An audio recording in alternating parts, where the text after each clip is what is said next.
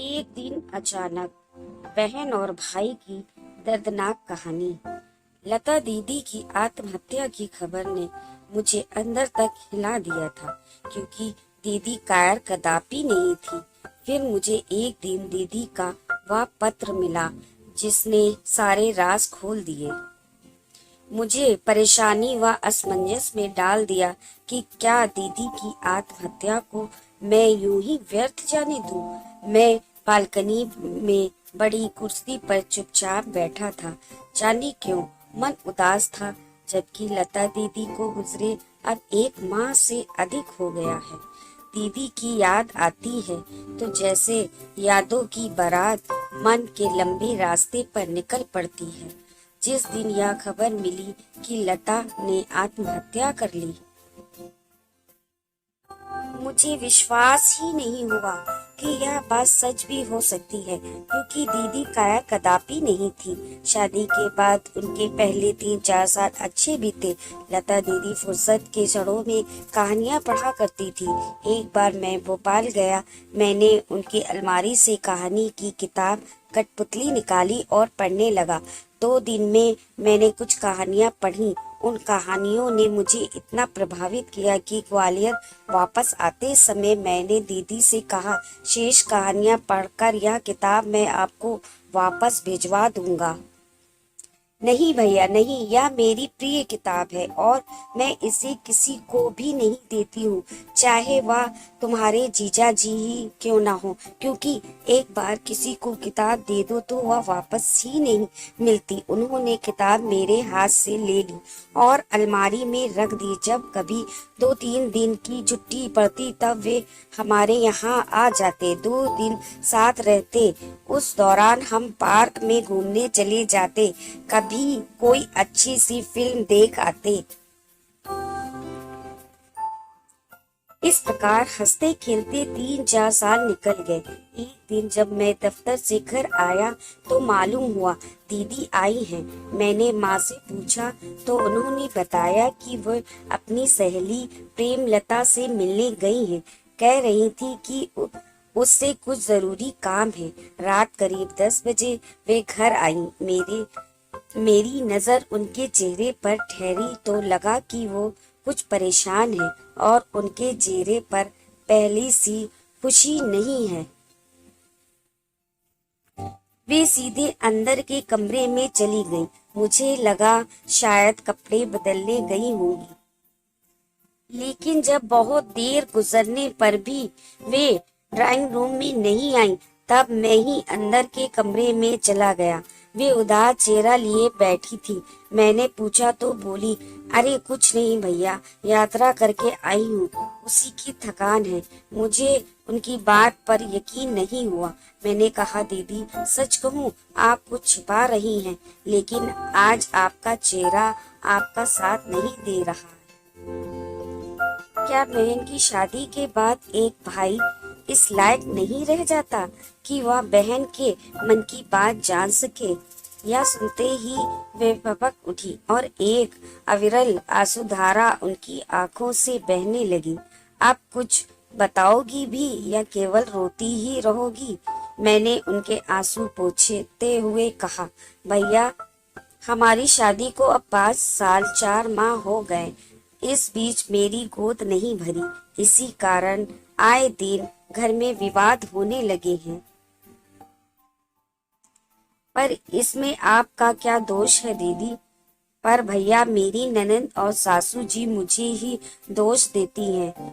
हो सकता है दीदी दोष जीजा जी में हो, लेकिन इस बात को उनके घर का कोई मानने के लिए तैयार नहीं है। वे तो यही रट लगाए बैठे हैं कि दोष मुझ में ही है। ठीक है दीदी, मैं आपके साथ भोपाल चलता हूँ और इस बारे में जीजा जी से बात करता हूँ। मैं दीदी के साथ भोपाल गया और आधी रात तक उनसे इसी विषय पर बात करता रहा। वे बोले, देखो भैया, मैंने तुम्हारी दीदी से शादी की थी तब मेरा एक सपना था कि मेरे घर में मेरे अपने बच्चे हों। जब मैं शाम को बैंक से घर वापस आऊं तब वे प्यार से मेरे पैरों में लिपट जाए और अपनी तुतलाती जबान से मुझे पापा पापा कहें। फिर मैं उनके साथ खेलूं, उनको हंसते हुए देखूं तो कभी रोते हुए। उनको अपने कंधे पर बैठाकर गार्डन में घुमाने ले जाऊं।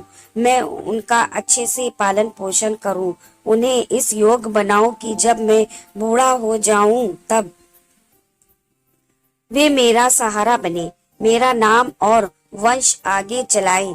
फिर पंडित पुजारी कहते भी हैं ना कि जब तक अपना पुत्र पानी नहीं दे तब तक मरने के बाद भी आत्मा को मुक्ति नहीं मिलती। तब मेरी यह तमन्ना गलत तो नहीं है ना? जीजा जी ने अपने दिल की बात बताई। जीजा जी, क्या आप यह कहना चाहते हैं कि जिनको पुत्र नहीं होते उनको मुक्ति नहीं मिलती? पर एक सच आप भी जान लीजिए कि इन पांडे पुजारियों ने ये सारी बातें सिर्फ अपना पेट और जेब भरने के लिए फैला रखी हैं। जीजा जी, आदमी को मुक्ति मिलती है तो अपने किए कर्मों के आधार पर। मेरे लाख समझाने के बावजूद वे अपनी ही बात पर अड़े रहे। अब मैं वहां रुक कर और क्या करता। मैं दुखी होकर वापस घर लौट आया। एक रात करीब 10 बजे दीदी का फोन आया। वे बोली, तुम्हारे यहाँ से जाने के बाद अगले ही दिन रायपुर से मेरी सासू जी ननंद के यहाँ भोपाल आई। फिर वे दोनों मेरे घर आई और बोली, देखो लता, पास की पहाड़ी पर एक साधु बाबा का डेरा है, तुम हमारे साथ वहां चलो, शायद उनके आशीर्वाद से तुम्हारी गोद भर जाए। मैं उनके साथ वहां गई थी। अब उन्होंने अगली अमावस की रात बुलाया है। खैर, अब उनका स्वभाव और व्यवहार मेरे साथ अजीब सा होता जा रहा है। अब वे दूसरे कमरे में सोने लगे हैं। मैं उससे क्या कहता सिवा इसके कि दीदी थोड़ा सब्र रखो, देखो कुछ दिनों बाद फिर पहले सा सामान हो जाएगा। कुछ दिन बीते। इन दिनों में ना तो दीदी का फोन आया और ना ही कोई चिट्ठी पत्री आई। एक दिन मैंने ही उन्हें फोन किया, फोन दीदी ने ही उठाया। मेरे बार बार पूछने पर वे बोली, भैया उन्होंने अपना तबादला जबलपुर करवा लिया है और अब मैं यहाँ अकेली ही रहती हूँ। कहकर उन्होंने फोन रख दिया। वक्त गुजरता गया और 6 माह बीत गए। एक दिन जीजा जी के बड़े भाई साहब, जो हमारे ही शहर में रहते हैं, बाजार में मिल गए। बातचीत के दौरान उन्होंने बताया कि शरद जीजा जी ने जबलपुर में एक तलाकशुदा महिला से शादी कर ली है। जीजा जी ने दूसरी शादी कर ली। या सुनते ही लगा जैसे आसमान में कड़कड़ाती हुई एक बिजली चमकी और सीधे मुझ पर आ गिरी हो।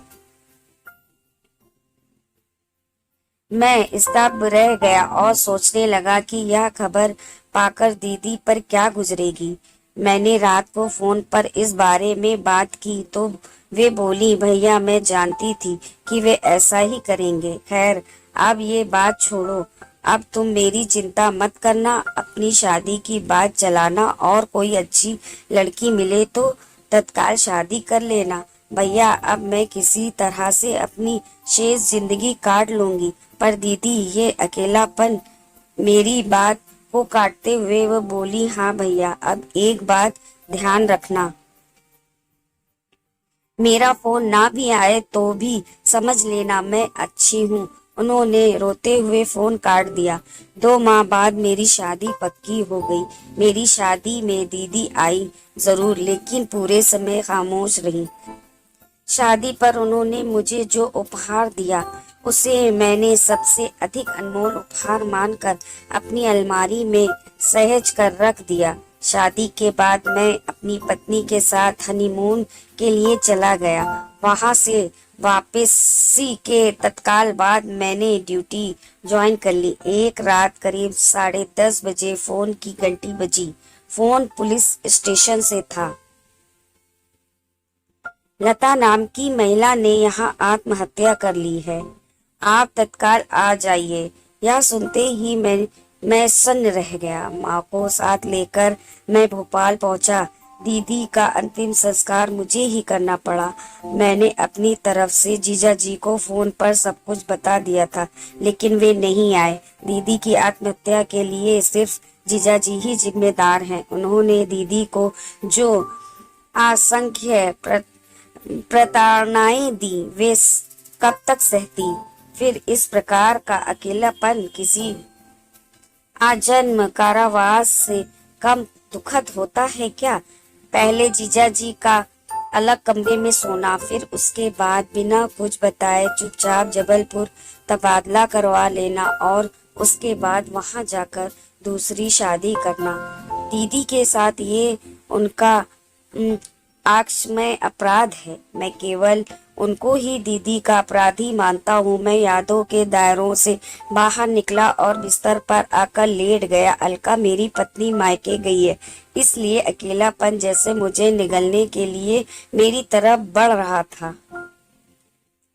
फिर उसमें भी दीदी की यादें। तभी मुझे उनके द्वारा शादी में दिए अनमोल उपहार की याद आई। मैं तेजी के साथ कमरे में गया, अलमारी खोली और उसमें से दीदी का दिया उपहार निकाला। अब मेरे सामने दीदी का दिया सिल्वर पेपर से लिपटा अनमोल उपहार था। मैंने सिल्वर पेपर का आवरण हटाया तो आश्चर्यचकित रह गया। दीदी ने मुझे अपनी जान से ज्यादा प्यारी लगने वाली किताब कठपुतली उपहार स्वरूप दी थी। मैंने उस किताब का पहला पृष्ठ पलटा। उस पर दीदी ने अपने हाथ से लिखा था, प्रिय अनमोल भैया को शादी पर एक बहन का अनमोल उपहार। भैया, जिंदगी में कभी किसी को अपनी कठपुतली मत बनाना और ना ही कभी खुद किसी की कठपुतली बनना। तुम्हारी दीदी लता। उनके द्वारा लिखे शब्द पढ़कर मैं भाव विभोर हो गया और उसी अवस्था में किताब के अगले पृष्ठ पलटने लगा। तभी उसमें से एक कागज जमीन पर जा गिरा। मैंने उस कागज को उठाकर पढ़ना चालू किया तो मेरी आंखें पथरा सी गई। वह दीदी का पत्र था, सिर्फ मेरे नाम। उन्होंने लिखा था, प्रिय अनमोल भैया, सर्वप्रथम ये पत्र सिर्फ तुम्हारे लिए है। यह याद रखना, इस पत्र द्वारा मैं कुछ सच्चाई तुम्हारे सामने लाना चाहती हूँ जिनसे तुम अभी तक अभिज्ञ हो। भैया, मेरी सासू जी और ननंद आए दिन मुझे ताने मारती थी कि अब तुम्हारी शादी हुए 5 साल से अधिक समय हो गया है, अब तो तुम्हारी गोद भरनी चाहिए। अड़ोस पड़ोस की महिलाएं और मेरी सहेलियां भी पूछती रहती हैं कि बहू कैसी है, अभी उसे बच्चा हुआ या नहीं। अगर ना हुआ हो तो किसी साधु या बाबा के आश्रम में उसे ले जाकर उनका आशीर्वाद दिलवाओ।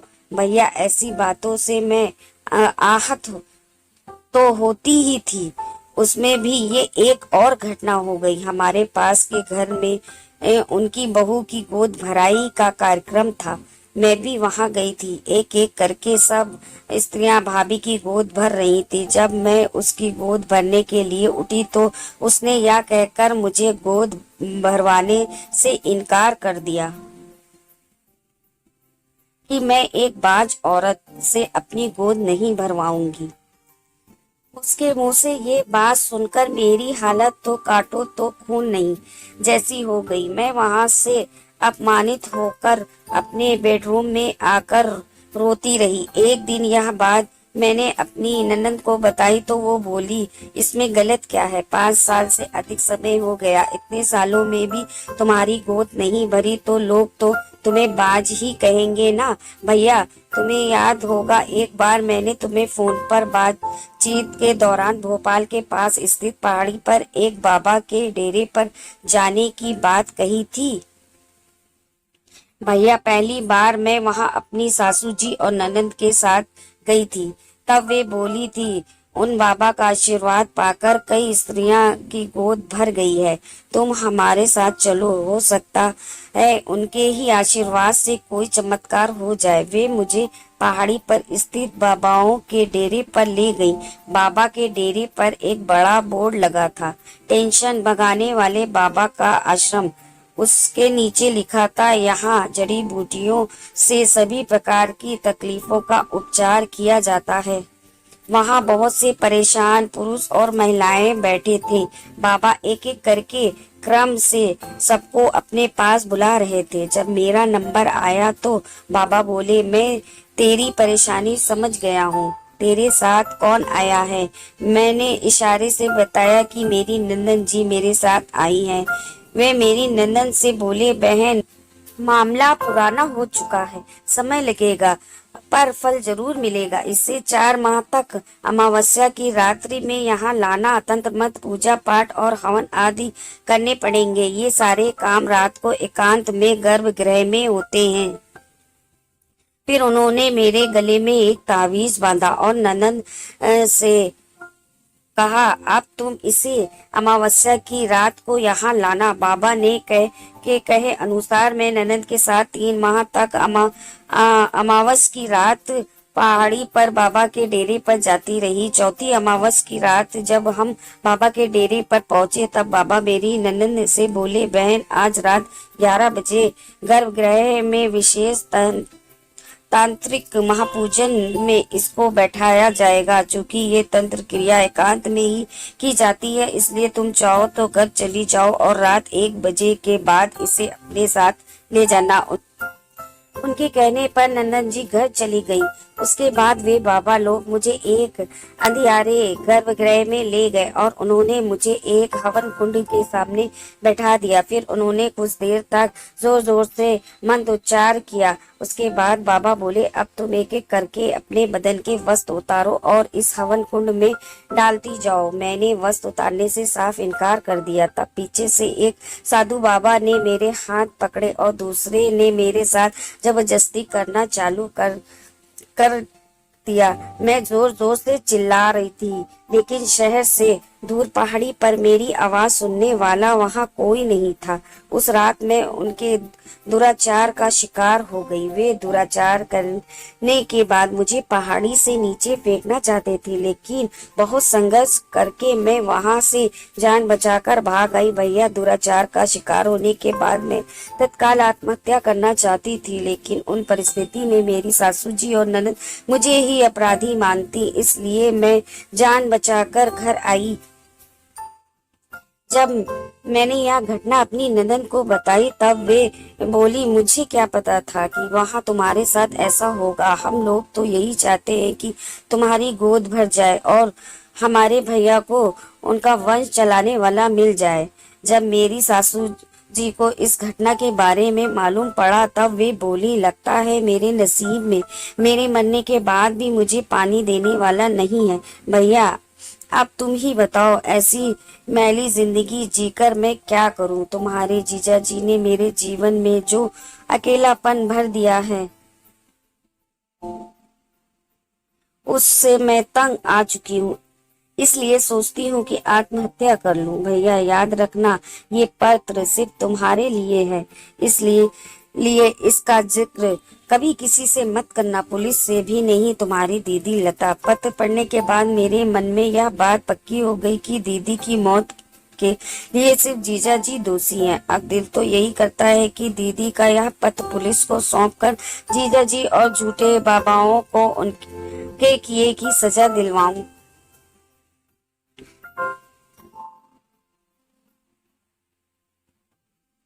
लेकिन दीदी के पत्र में लिखे शब्दों का सम्मान भी मुझे रखना है कि भैया, याद रखना, ये पत्र सिर्फ तुम्हारे लिए है। इसका जिक्र तुम कभी किसी से ना करना, पुलिस से भी नहीं। मैं परेशान हूँ और असमंजस में पड़ा हूँ कि क्या करूँ। क्या दीदी की आत्महत्या को यूं ही व्यर्थ जाने दूं?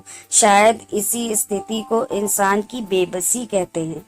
अगर आपको ये कहानी पसंद आई हो तो वीडियो को लाइक कीजिए और चैनल को मेरे सब्सक्राइब कीजिए।